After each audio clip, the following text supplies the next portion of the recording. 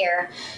All right, so today we're going to be talking about Frankenstein by Mary Shelley. It was originally published in 1818, but there was a second edition published in 1831. Now, the difference between the two editions is that her husband, Percy Bysshe Shelley, basically provided her feedback, kind of just like your guys' peer review rough drafts, how you guys switch with each other and give each other feedback on how to improve your thesis and whatnot. He did the exact same thing for her, except for her novel. So she did want to note, though, and she wrote that in the second edition, the the preview to it, that they were primarily stylistic changes, no change in storyline or ideas. So, for example, in 1818, the creation scene, that Hollywood scene where Dr. Frankenstein goes, "It's alive!" He uses more descriptive language that is catered towards the scientific, as opposed to the 1831 edition. It is looking more at the magical and the fantastic. So basically, 1818 was much more scientific, technological, and very A to B. Whereas 1831, it's kind of like poof, spark of magic, spark of life. So this actually brings us to one of the biggest things in the Romantic era in which this book was written. And that was science versus the fantastic. And we have alchemy, we have all of these different approaches and different views that were just simply opposing at the time. So there's this idea of, life and death, but we have the science behind life and death, and then we have the magic behind life and death. What happens? How do people reanimate? How do people come back to life? So, some background on Mary Shelley. She was the daughter of two literary badasses, Mary Wollstonecraft and William Godwin. Mary Wollstonecraft is basically, we can consider her one of the first leading feminists. She wrote A Vindication to the Rights of Women back in the 1700s. So, Mary Shelley's mother dies 11 days after she was born in August 1797. As a teenager, several years later, obviously, she does not get along with her dad's new wife, and she ends up spending a lot of time in Scotland, and this is where she ends up meeting her husband. So she marries Percy Bysshe Shelley at the age of 16 in 1816 after the suicide of his earlier wife, Harriet Westbrook. Fun fact, he was still married by the time that Mary Shelley and him got together. So yes, they are definitely, romantic, radical, not doing the thing that everybody needs to be doing during this time. Two of Mary Shelley's children died in infancy, including a 3-year-old son. And there was a life-threatening miscarriage that she faced in 1822. She triggered a lot of severe depression after this, and later on that year, Percy dies himself, and she harbors this guilt over, making their marriage more difficult, their life more difficult, she says, because she was depressed. So she feels that her depression interfered with and sabotaged their marriage. And so she kind of harbored this guilt with her for a very long time. Percy Bysshe Shelley dies at, I believe, at the age of 31 because he was on a ship on a little boat that turned over and he did not know how to swim. So don't do that. She dies of a brain tumor in 1851. By the way, this is Mary Shelley and this is Percy Bysshe Shelley. They were very pretty. Alrighty, so the makings of Frankenstein. This is one of the biggest questions, and she, writes this in the introduction of the novel. How I, then a young girl, came to think of and to dilate upon so very hideous an idea. So how can someone at the age of 16 to 19, I believe she was 19 when it was published, 16 she met Percy Shelley, and then they started writing. It was the summer of 1816 in Switzerland. They were neighbors to Lord Byron, who was also another huge literary badass. One of his, and I hate to put it this way, but one of his women said, quote, he was mad, bad, dangerous to know. So somebody who's mad, bad, and dangerous to know, we're dealing with some badasses here. There was a rainstorm all summer long, and they were stuck inside. So they were just basically in Switzerland chilling with each other, and Lord Byron said, hey, we will each read a ghost story. Mary Shelley couldn't think of anything.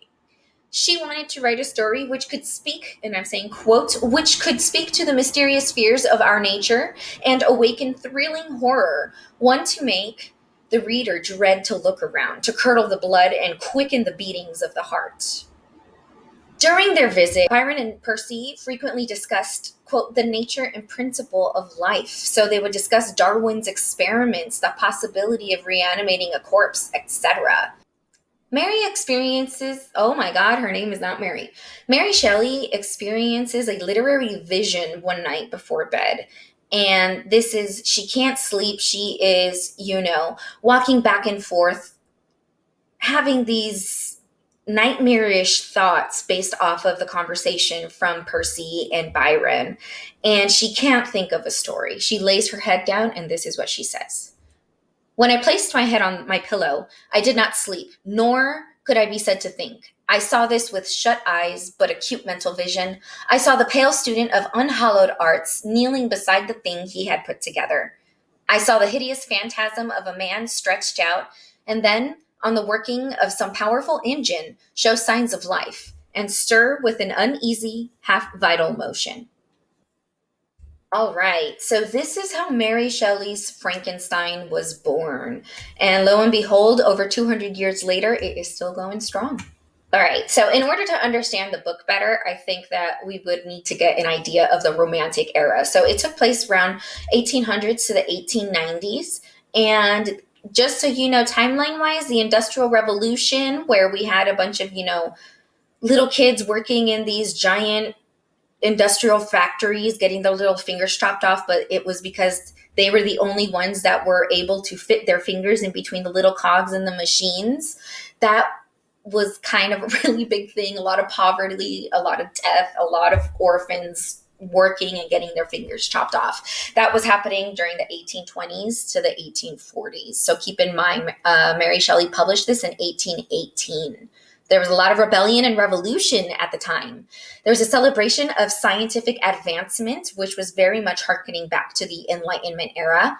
We've got fears and consequences of interference with natural order. So the natural process of life, do we interfere? Do we not? I don't know. This was a really big thing at the time. Does she consider this for Frankenstein? Absolutely. So there's also the belief in the Zeitgeist, which is the spirit of a generation or a period of time. So the Romantics, I really love to think of them as like the beatniks of the Romantics. They were just all in one kind of like flow of art and individual publication and creation. So there's the belief in radical individualism. We have the self-revelation of the artist, emotions. We have faith in the imagination, in emotions, in nature with a capital N because it is its own entity, and in the natural goodness of man. So we have nature versus nurture there. We have faith that man is innately good. So if this is the case, when the creature is born, think about it. Does he become a monster because he's evil? Or is he good and he becomes a monster because people are evil to him? This is one of the biggest things that is debated within this novel. There is a huge focus in the Romantic era on memory, time, searches and quests for transcendence, and the sublime. The idea here would be to transcend into a subliminal state and create the best piece of art with your individual self that you can. So oftentimes, they did rely on some opium to help spark their interests if going into nature wasn't really doing their thing. But the sublime, we can consider it a super sensuous realm of being, sensuous as in beyond the five senses. So we have all of our senses. There's a sixth one, not like the scary movie though. So the sublime is almost like a sixth sense. And another belief in the sublime is that truth doesn't lie in nature. However, nature leads us to the sublime, and that is the goal. All right, so more on the sublime. Basically, the sublime, it's a combination of passion, awe, and fear. Passion, it's not just emotion, it's astonishment, but true astonishment by definition. The state of the soul where all emotions are in suspense and in an extreme amount of horror. So we have a state of suspended reason and emotion We are overpowered. Here, I would like to think of a moment where, maybe you just got into a car crash or you just fell or something happened. And there's that kind of like second where you're present, but not. You're kind of like all of your emotions are suspended. All of your reason is suspended because you're kind of in a state of astonishment. It's kind of shock, right? And you're completely overpowered by it. So you're not able to have a specific emotion. So passion does include that state of astonishment. We have awe, so that is your astonishment as well. We've got fear, which is terror. And we can think about that as like actual terror. We are in a literal state of awe. I know these are kind of conflating with each other, but awe and fear combined together is what makes the sublime. So you need this idea of vastness as well. So for example, there's this painting on the right-hand side, which was also coincidentally released in 1818. It is called Wanderer Above the Fog, or Above a Fog, I believe. And this displays a man watching out into the distance. We have this cliff that he's standing on, lots of cliffs over here, and look at the peaks of the mountains. This is something I want you to look at and consider whenever you're going through chapter 10, because this is somewhat what that aesthetic is supposed to be. Now remember, the sublime is going to be the combination of awe and terror. So why could he be terrified here? Why could he be in awe? What is the astonishment? Here we have the utter acknowledgement and realization that we are nothing but infinitesimal beings on this planet. We sit here, but look at that giant mountain. I'm big compared to it, but this mountain can kill me. And there's a lot of other ones going back. So not only am I tiny, teeny, tiny on this earth, which is super scary to think about, that I'm just nothing but a blip in the moment of this ongoing universe. So then again, existential crises. What am I? Who am I? What is my purpose? How long do I have? Also, we have another fear. We have beauty, right? This is super beautiful. It is vast. It's large. That's another part of the sublime. And we have terror. What is our terror? Yes, it's beautiful. Yes, this is wonderful. But what is the one thing I'm thinking of right now? I can fall and I can die, and that would be very sad. So there is this also, this weird euphoria that kind of takes place where you are at the precipice of the mountain and you're like, how beautiful. My goodness, I am so tiny. Wow, I can jump off if I want to right now. So much power. All right. So the sublime is a really big thing. Okay, now in order to understand Frankenstein, we got to understand the way that Mary Shelley wrote it. She basically wrote it as a memory of a memory of a memory, and I'll go ahead and explain that. We call this a framed narrative, all right? And this means that basically we have bookended conversations sort of with each individual character. So it starts and ends with Robert Walton. The middle is Frankenstein, and in between Frankenstein is the creature, okay? So basically, if we're deconstructing it, we've got Robert Walton. He is pages 1 through 14. This is where he is writing his letters to his sister Margaret Seville. Then we have Victor Frankenstein speaking, chapters 1 through 10. And then we have chapter 10, that is Mont Blanc, the big moment. Now, I do want to go back again. This is something similar to what Mont Blanc is going to be looking at. So you might want to look at this slide and this little video thingy once you get there in the book. Alrighty, so then the creature is talking from chapters 11 through 16. Victor Frankenstein returns talking again to chapter 17 through 24. And then chapter 24 ends with a closing letter from Robert Walton. So if we look a little bit more closely, go ahead and turn to page 8 with me.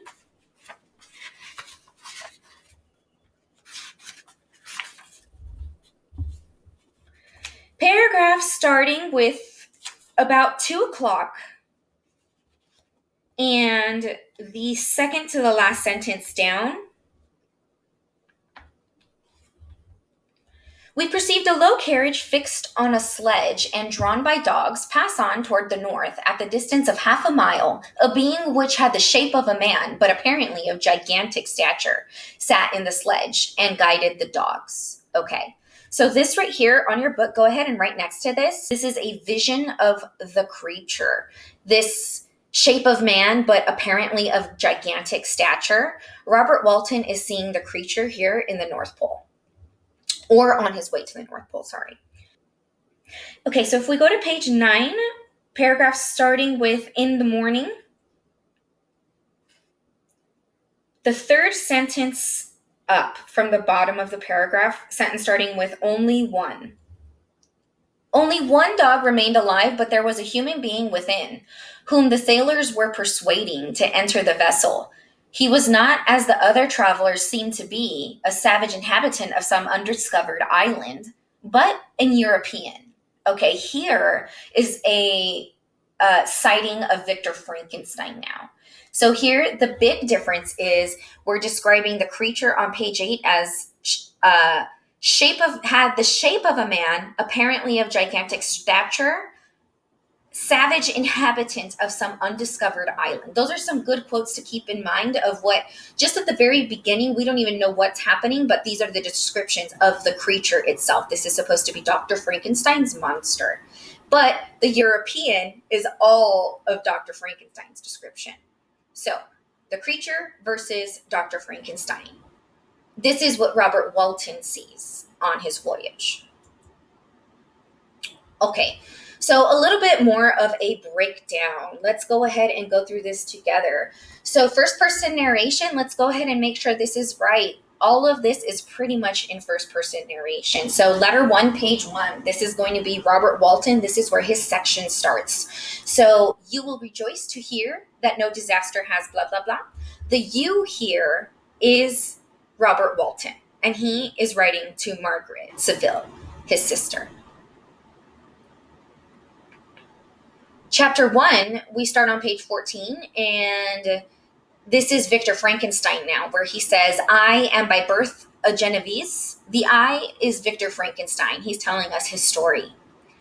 Chapter 11, page 70, this is now the creature speaking to us. It is with considerable difficulty that I remember the original era of my being. Now, this dramatic ass is the creature. He speaks very fancifully, but he's saying, I remember the original era of my being. This is talking about, he remembers his birth, basically. He remembers Frankenstein and how he responded to him. Chapter 17, page 104, we are now going back to Victor Frankenstein. The being finished speaking and fixed his looks upon me. That me being Victor Frankenstein. So the way that Victor Frankenstein and the creature's narrative works out is that they meet in chapter 10 on Mont Blanc. For chapters 11 through 16, the creature is telling him, yo, dude, let me tell you my story, okay? He's telling him everything that he went through. This is the cave that he took him to in Mont Blanc. And then afterwards, we are on page 104 now. And Victor Frankenstein is like, it finished speaking to me. Now we have the final letter, and Walton is continuing his original letter from page 1. You have read the strange and terrific story, Margaret. This is basically Robert Walton finalizing the story. So if you can see, this is Robert Walton telling Victor Frankenstein's story of the creature story. So it is a memory of a memory of a memory once past. It's a story within a story within a story. And this is what we call a framed narrative. Okay, so I hope we have a better understanding of the novel now and how to approach it, because it is a difficult text. Remember, I am going to want you guys to circle and write in the definitions of words that you don't know. You're not going to know a lot of words. This is not an insult. This is just something I'm telling you because I don't know a lot of the words too, and I still have to look a lot of stuff up. And that's okay. It was written in 1818. That was 200 years ago. We speak very freaking differently now. Okay. So feel free to send me a message, shoot me an email, do whatever you got to do if you want any further explanation, if you want to talk one on one, or if you want to brainstorm anything. Alrighty. Thank you so much for listening. Goodbye.